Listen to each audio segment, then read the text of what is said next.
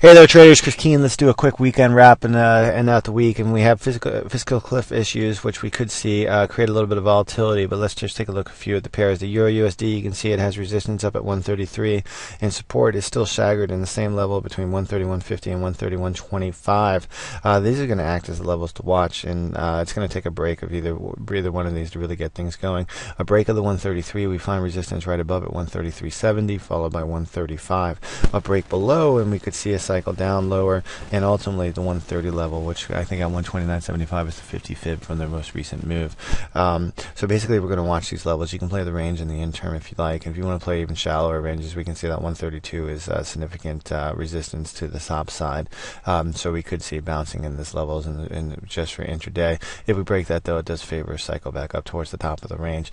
Great Britain USD, very similar boat. You can see this pair is basically in a broader range between okay, I don't know why it's doing that. It's in a broader range between 162 and 162, and the bottom of the range is at the 50 fib, which we talked about, and it came down, tagged it. You can tag it to the T at 160.68 before it just reverse course on a dime from that level. So you can see that the pair is trading very technically right now, and we could see bouncing in the interim. If we stay above this 161.25 level, which is the top of the fib range that we were speaking about, we could cycle up towards the 162 in the short term.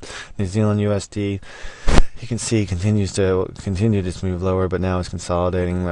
Support is at 161 and resistance is at 162.70, so we could see a little bit of bouncing around in the zone. A break back above 162.70 favors a push up towards the 163.50 level. The CAD, bam, right here at 99.50, just swinging around.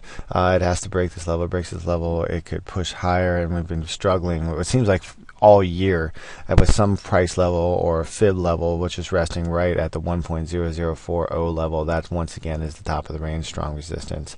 If we hold back at this level, we could cycle back down towards the 99.80 level, followed by the bottom of the range at 98.25. Yen continues to push higher. As long as the pair remains above 85.50, it favors a move it up to 88. But if the pair breaks back below this 85.50, bam, we could be right down to 84 again. So this 85.50 level is key. In the Aussie pairs, we have two interesting setups. In the Aussie JPY and the Great Britain JPY, they're both pushing up towards their March of last year highs. In the Aussie, it comes up at 90, and in the Great Britain, it comes up at 140. Excuse me. These levels are going to be key. A break of those levels opens the pair up to a much larger move higher. A hold at this level, though, and we could see a cycle back down in the Aussie to the 88.60, and in the Great Britain we can see a cycle back down to the 137.50. Last pair we're going to talk about is Euro JPY. It's struggling with a very strong resistance that comes in right here, right now at 101.14. A break, a concern break above that, we can get up to 117.70. A hold right there, we can go back down to 11.50. All right, everybody, good luck trading, and have a happy new year. I'll put an update out on Monday morning, because we could see a little bit of volatility with all the cliff issues.